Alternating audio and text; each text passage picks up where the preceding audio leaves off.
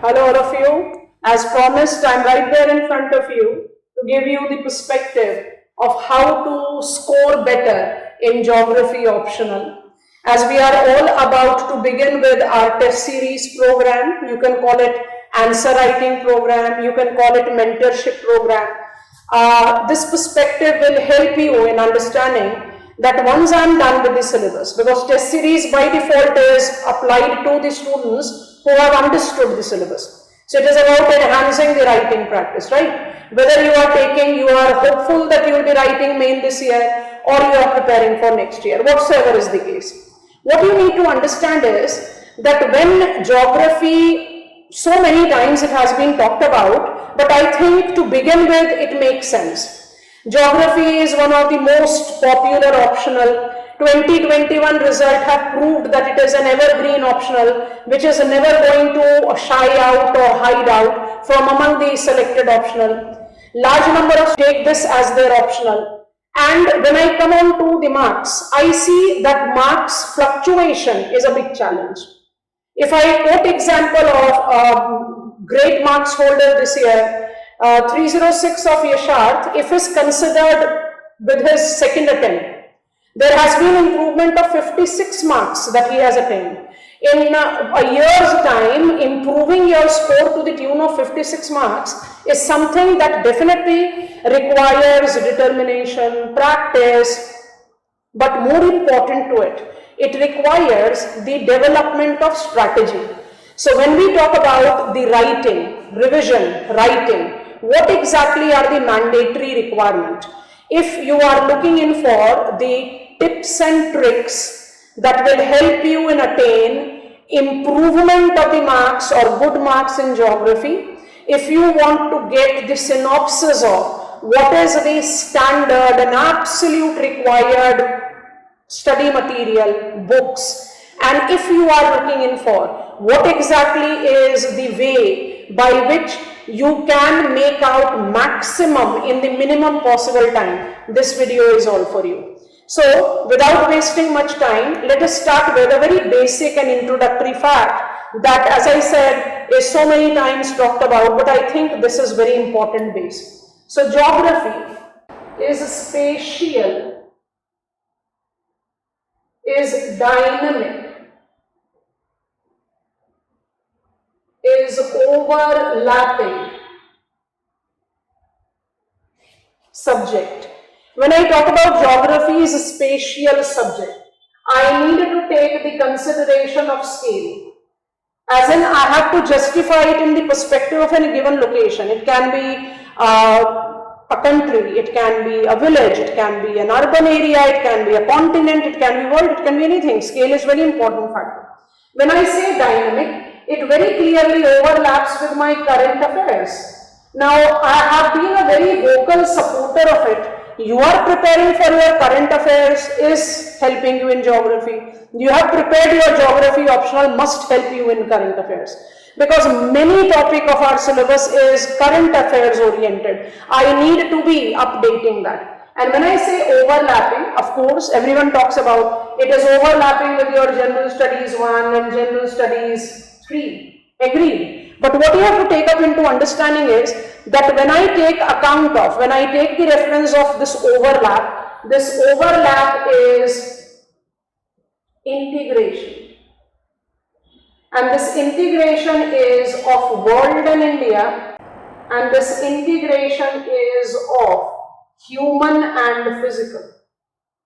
And basically, when we take the brainstorming of our syllabus, and when we talk about that you need to be at absolute clarity of every topic written in your syllabus. So when you are preparing, you are required to handle each topic of your syllabus one by one. But when you are revising, when you are working towards content building, answer writing, what you have to take into consideration, what you have to justify, what you have to highlight is that to make benefit out of it, I'll attempt it here, to make benefit out of it, you need to take previous year questions and self notes, mind it with the diagrams. Hard and fast rule don't run for all the questions in geography optional. I need to be very clear and I need to be very sure that I cannot bind myself that this is do's and this is don'ts, because every question in geography is such that it requires a different perspective of answer writing. You cannot standardize, right? So let it be flexible, don't bind yourself. But once you have begun with your revision, once you are willing to begin with your answer writing practice, the first and the foremost thing that you have to do is, number one, revise your complete syllabus, each head, and while you are revising it, try to see previous year questions. Repeating nature of question comes to the rescue of successful candidates. It has been proven time and again that if I am done with the last 20-25 years of the questions asked in UPSC main examination for geography optional, it does wonders, because I have got something which is called a ready frame. And apart from it, when you try to generate your notes, you have been taking the understanding experiences of so many rank holders, and hearing it from them proves it again that you have to prepare your own notes. Notes basically is a synopsis of your understanding, and when you are preparing notes, it should not be just the bullet points. Say for example, you are taking a topic and you have decided out that this topic can be written in 5-6 different points. So notes is not just those 6 points. Notes must include diagrams. Diagrams should be so handy and so readily framed that when you are finally revising your content, you have got the diagrams overlapping. Like a very humble topic of our syllabus, heat budget. If I take that as my sample case, we were handling this in the class today itself. So a very good example coming up in my mind. Every average answer writing student will do what? Every average answer writing student will attempt it as planetary heat budget. Now please try to think it on this line. When I am writing answer on heat budget, how will I expect good marks of this very humble topic mentioned twice in our syllabus, climatology and oceanography, if I am only giving examiner a planetary heat budget? Is it not very necessary for me to give on latitudinal heat budget with it? Is it not necessary for me to talk about a heat budget that has got regional and local effect or influences? Because we all otherwise talk about, we all otherwise think about, we always otherwise discuss about that heat budget has to be insolation, infrared radiation, advection, specific heat and latent heat. So I mean, at one point when you are preparing it, you are so cautious that I'll be writing answer on heat budget, wherein I'll be attempting to take up the reference of heat budget with these 5 factors. And when you are eventually writing the answer, you are missing out on 1 and 2 points. So automatically your answer is not complete. That is the reason when you are all set to begin up with your answer writing practice, the first advice is be very clear with every topic of your syllabus. Second advice is, while you are revising the syllabus, you should be aware of every minute head of your syllabus. While you are revising it, take last year questions. Almost from every topic we have encountered question. 20-25 years is sufficient, no need to go older. You will get the benefit of repetition if the question comes in repetition. And you prepare your own notes. These are the 3 key things that you have to follow, you must follow precisely to improve on your score.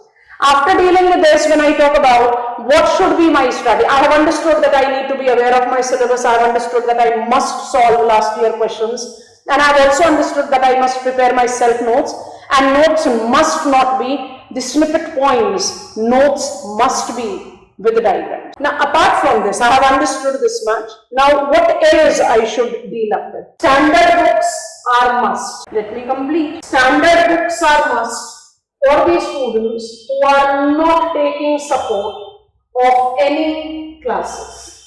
If student is preparing himself, herself, then it is always advisable to read standard book. And when I talk about standard book, I basically take NCERTs as my, I'm talking about reference. So NCERTs, we are talking about +2 levels NCERTs, must read. Rupa publications, both physical and human geography, must read. actually with Rupa publication, and you can take any standard dictionary actually. What is the point that I am talking about is make sense with it. Of late, we have started encountering the questions which is directly based on terms. Like if I take up the last year main examination, we had the question on altiplanation. Now, if I am very clear with the term, because I have read Rupa Made Simple Physical and Human Geography, because I'm taking reference of a standard dictionary, I have shared one link of the very prominent dictionary that I myself follow. You can take that link. If I am aware of the term, if terms comes handy, I can readily make up the answer to the question. So there is nothing which comes out of syllabus. It seems to be out of syllabus because examiner is using the term which we are normally not using, or it is not written in our syllabus. It can be either ways. So must read includes NCERT, must read include Rupa Made Simple and a standard dictionary. Along with it, yes, many of us are referring Go Chi Leong. I always say Go Chi Leong is a pictorial NCERT. It is ultimately the senior secondary level text. It's a pictorial NCERT. What benefit you get from Go Chi Leong is that it gives you excellent diagrams. And I have been insisting, diagrams is your question paper instruction reads, illustrate your answer with diagrams, illustrate with sketches, flow charts and etc. Diagram should come very handy. You cannot afford to ignore diagram. I very strongly say don't bind yourself, but still as a general rule, when I say Go Chi Leong is a pictorial NCERT, what I advise you, that I see my questions to be divided into these three maximum marks list, right? And if I follow that 3-4 pages in which I write 20 marker answer, 15 marker in 3 pages and 10 marker in 2 pages, you take the reference of 3 to 4 diagrams, 2 to 3 diagrams, at least 2 diagrams. So let there be this rule that you apply when it comes on to the 3 maximum marks category of the questions that we encounter in our examination. That is going to help, because diagram creation explains, depicts, give examiner the understanding that the aspirant is significantly aware of what exactly he and she is willing to write. So it becomes very logical, it becomes very convincing. Okay, so must read includes these. Apart from it, when I talk about the must, you have to take into reference, if you have taken class support, then you are by default, what else you have been doing in the coaching classes, you must have been taught about it. Because I very sincerely cover each and every topic of our syllabus. I don't miss out on a single topic ever in the class. So if you have not taken support of the class, then I don't think it is anywhere for us to guess. Savindra Singh, must read for physical geography. Majid Hussain, must read for population geography. Majid Hussain is a very basic book, so I don't advise that. I advise Sudipta Adhikari for perspectives. Perspectives do give me the perspective about geography, so I need to be very clear with it, because when I talk about the models, theories, laws in human geography, I get sufficient support from Rupa Made Simple, because you need to understand, textbook any case will be giving you concepts. How do I judge the validity and application of it? That you have to apply. So physical geography, Savindra Singh, of course, for some topics of geomorphology, you need to get onto the specific topic or the text called Geomorphology by Savindra Singh. So if you are not having the class support, you can do that. But physical geography of Savindra Singh must be made a base apart from NCERT. That is what you can do. Population geography, Majid Hussain covers up paper 1-2 requirement more or less completely. So Sudipta Adhikari is very good when it comes on to the perspective and its study. What I need to understand is that for the other topics of our syllabus, I do get some information. Like when I talk about population geography, I am getting the information about settlement geography also. But what you need to understand, political geography, regional planning, or the topic that is correlated with economic geography, I don't have textbooks. I don't have textbook, sounds very illogical. I do have textbooks, but these textbooks are so outdated that they precisely don't give you any better support. There you have to depend on the notes of different coaching centers, There you have to depend on the contemporary sources. And when I talk about contemporary sources, 3 magazines is a must.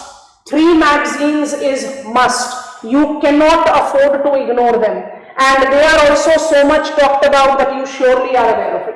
So we are talking about Publication Divisions Yojana, Kurukshetra, and Down to Earth. Down to Earth is not a publication division. You have to understand that no, the content building is always with a comma. It doesn't come up with full stop. Geography and geographical perspective is such that you cannot ever apply that it is done, I am over with it. You have to always be on top. And that is the reason I said in the very beginning, current affairs. Any of the program policy that goes up with agriculture, industry, social welfare, population, I need to integrate that in my syllabus. It's a simple thing. So standard book that has to be read by all of you, irrespective of whether you have taken classes or you are self-preparing, is Rupa Made Simple, a dictionary. I have given you the link for that, and also NCERTs. Gochi Leong is a pictorial NCERT, so that goes simultaneous. Other standard book if you don't have the support of notes. This is how you should take the revision. These are the sources that you can apply on. Now coming on to the approach of syllabus coverage and the preparation individually, one by one. I insist that geography and geographical study should be initiated with human geography. And when I talk about human geography, population geography, settlement geography, regional planning, economic geography are the topics that are sweet, simple, conventional, updated with the contemporary sources. What makes and breaks your understanding is perspectives in development of human geography and models, theories. You know, basically these are the topics which gives you the geographical perspective. They give you the geographical perspective, not just making you comfortable to write answer on these topics. They actually make you comfortable to integrate them when you are writing the answer on the other heads. Like if I encounter a question which is overlapping both in general studies and geography, how will I make a geographical perspective to it? I can mention the scholars who have actually contributed towards it, and that helps me in making the geographical perspective done. So it's always advisable that you take these 2 topics very strongly and sincerely, where you are not just talking about, if I just take a sample case, you are not just supposed to talk about what is determinism. So I might encounter, if I'm writing answer on what is determinism, all of us will write. I'm getting support from the textbook and I'm writing it. But the question arises, if it is validity of determinism, the changes in the geographical paradigm and its validity, will I be in the position of writing the answer when I am not in the position of integrating? So that is the reason I started this video talking about integration. Integration is the key. And once you have developed that integration, of course the other heads, you must not feel that I have missed out on some heads. So I'll quickly add it up. The economic geography, we are talking about paper 1 right now. Population and settlement geography, and of course we are talking about regional geography. Because when you are learning perspectives, you have got regional versus systematic approach. When I take regional approach to my stride, I can easily apply on what is regional dimension and why it is so important today, because I have to apply a different scale, and that different scale comes up in my rescue. I am certainly not making you understand the syllabus details, so don't take it that way. If I talk about the syllabus divide, human geography, paper 1, the key focal point, because you are done with it, that is the reason you are looking in for test series. So when you are revising it, make sure that you are in the position of not just being aware of what is von Thunen's agricultural location model, but what is the validity of it. Not just what is rank size rule, but what is the validity of it. And mind it that validity can be overlapping with paper 2 as well. So this is also very interesting thing, that I might encounter a question which is asking me to write about the validity of rank size rule in context of India, town planning and the problems that are related to primacy. I can have that type of question also. So integration by default is the key. Human geography syllabus is much concise compared to physical geography syllabus in paper 1, but human geography syllabus requires regular, consistent updation. And that is where you have to take overlap benefit of the current affairs of your general studies with geography. That is how you take it up. Newspapers are excellent sources. You have to take account of, because anything, economic geography, the topics like growth versus development, the topic where you need to take on perspective, it is written Human Development Index. I don't get it from the textbook. I need to apply it on the annual basis when I get the HDI table and I need to update it. So you have to apply it that way. If I now talk about physical geography, it's again something which is very standard and we all are aware of. That the bulkiest topic of our syllabus is geomorphology. And best thing in our hand is to be prepared with everything mentioned in our syllabus.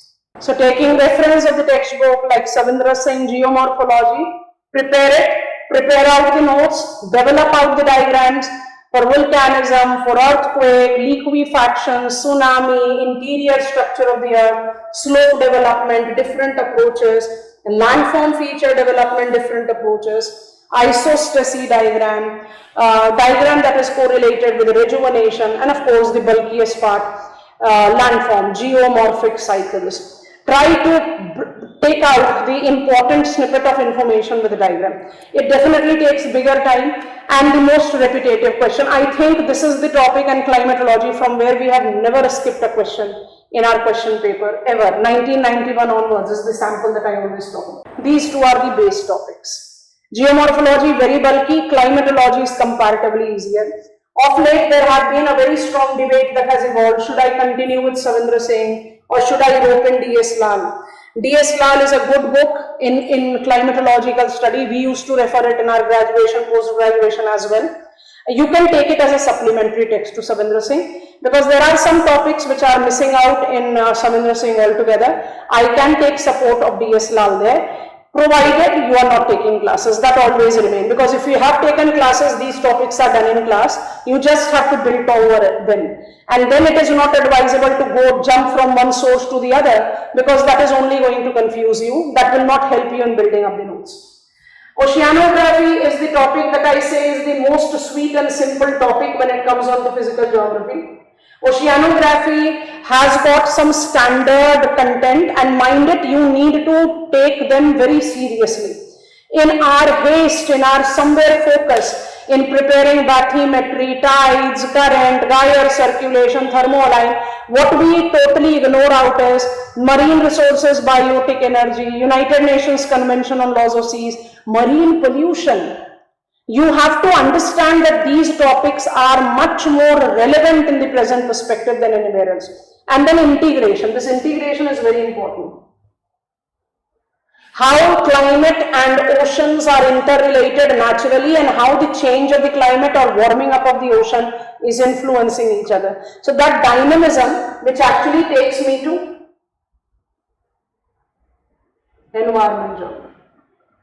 Actually, when I talk about environment geography, it is very difficult for me to segregate it out with biogeography.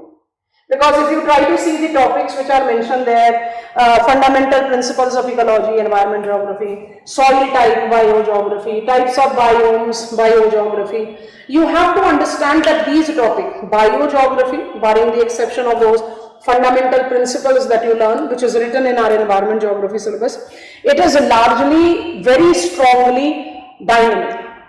And when I talk about dynamic, you need to correlate it with the contemporary global edge. We as global community, we as Indian community is doing what to mitigate. So urban climate written in climatology actually goes with the environmental problem. When I talk about the marine pollution or coral bleaching, it goes with the environment geography pollution. So when you are willing to, I hope I am making the point clear. When you are willing to create out the content, it's not about learning. It's never ever advisable, students, that you skip out a topic while you are learning it because it has been learned earlier. No. While learning it, you need to be crystal clear with each one of them. But it is about writing, and when you start writing, then it is always advisable to integrate, because integration gives you a solid consolidated front. I'm learning environmental geography, I'm learning coral bleaching, I'm learning heat island concept. Does it not sound logical that I should easily overlap it on India? Is Indian urban areas not experiencing urban heat island? Is Indian coral reefs not suffering from coral bleaching? Is it so that India is not suffering from the thermal expansion of the water, increasing frequency, intensity, duration and size of tropical cyclone? Yes, it is. So when I integrate, I tend to develop, and this is so much talked about.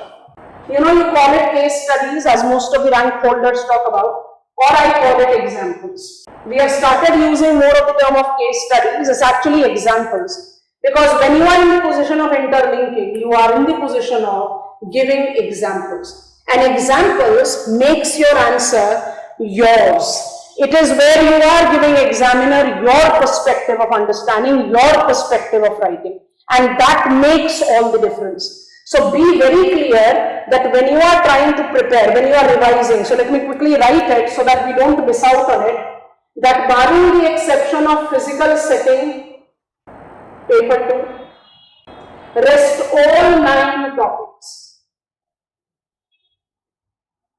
All 9 topics. Resources, agriculture, industry, trade, transport, communication, cultural setting, settlement geography, political aspect, contemporary issues, they all are to be related with current developments combined with geography of world thinkers. You have to develop that perspective in order to score better.